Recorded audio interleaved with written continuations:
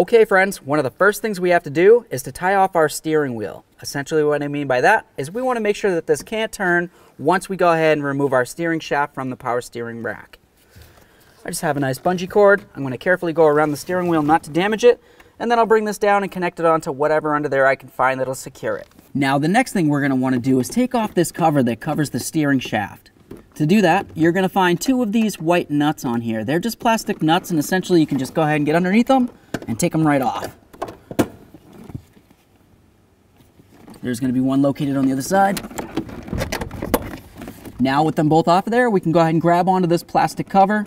We're going to lift it straight up and try to slide it out of our way so we can see underneath it.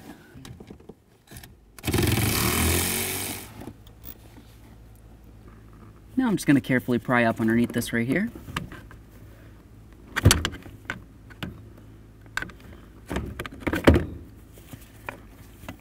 Now the next thing that we're going to want to do is safely raise and support the car so the suspension is hanging, but we're definitely not raising it up by the subframe itself.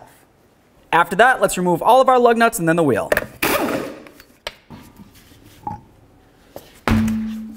The next thing we're going to do is get right behind this area here. You're going to find that there's a splash shield that comes like this. We'll just pop off this center right here, and then we can remove the whole push clip.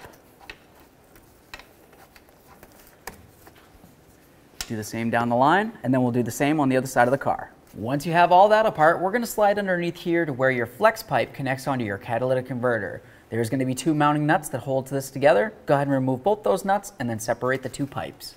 Go ahead and separate these pipes.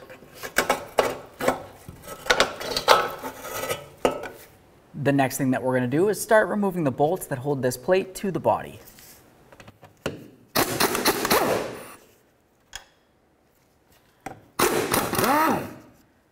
Let's do the same on the other side of the car.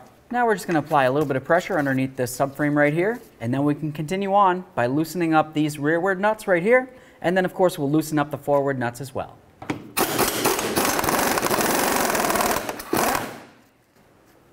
Start that on there, just a couple threads.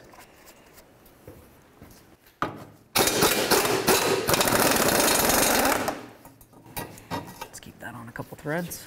Up along the front of the cradle, you're going to be able to find one of the mounting nuts up here, and then on the other side it's in the same exact spot. Just go ahead and pull this down and then loosen that nut. Now let's carefully start lowering this down a little bit. Essentially we want to keep lowering this until we can access this bolt right here. It's going to slide out from the rear, so of course you're going to need to come down far enough away from the body. Now that we have everything loose, let's go ahead and fully remove these rearward nuts.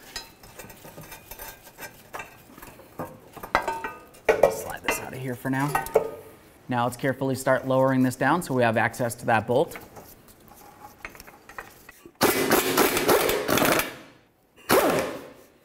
Once the nut's off of there, let's go ahead and give this a couple loving bonks to break it free. Now we can make our way out here to this bolt.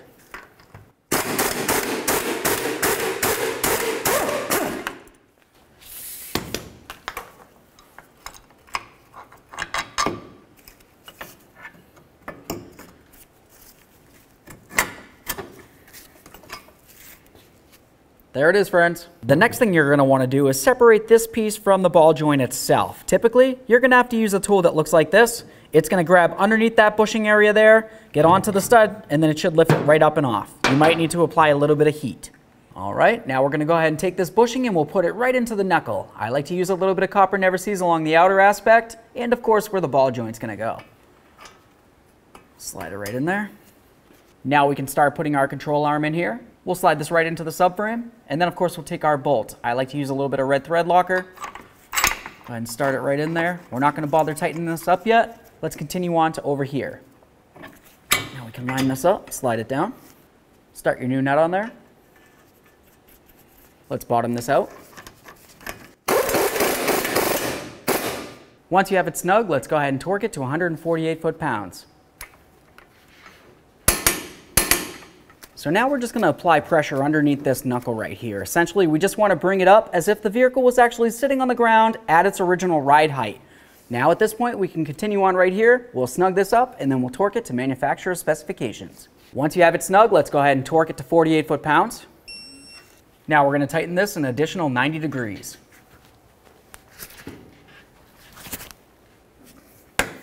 Now we can lower this. At this point, we can start raising our cradle back up until it touches up against the body of the car.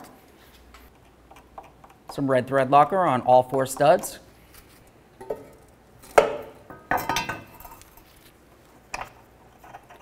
Let's start both of these nuts on here.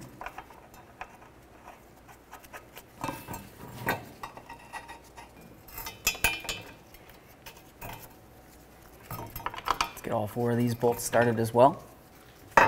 Let's snug up all 4 of these nuts.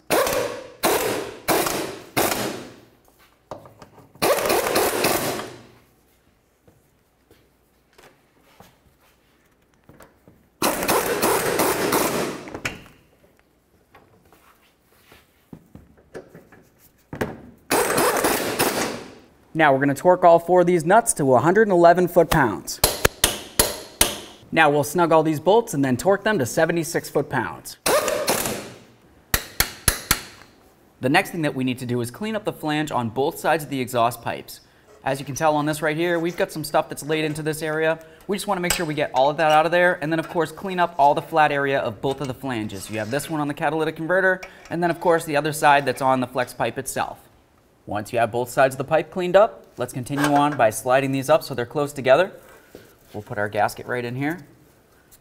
Now I'm replacing my studs with some bolts, but if you're not, you can just slide the pipe right over the studs and then of course put the nut on there.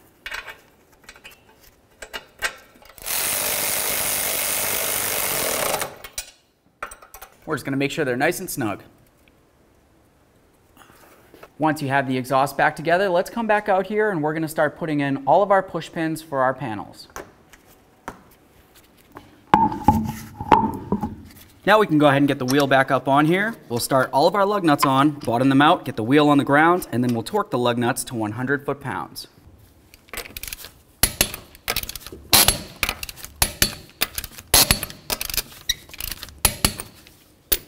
Torqued. Back inside the passenger compartment, let's go ahead and get our steering shaft back on here. This should want to line up. Slide it right down on there. Now we're going to put on our mounting bolt. It's a good idea to use some blue thread locker on this. Slide that right in. We'll start it in by hand to make sure it's not going to cross thread. Snug it up.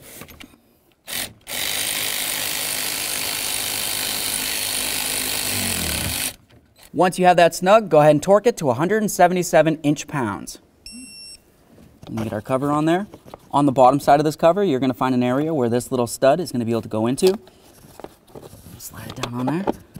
That should line up the upper studs, so we can go ahead and put on those plastic nuts. These right here, you can just go ahead and force them right on there. Press it down as far as you can, and do the same to the other side.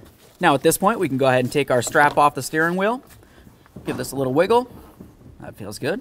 Okay friends, so we got that all put back together. What's left to do now? Now you're going to safely take it for a road test down to your local alignment shop.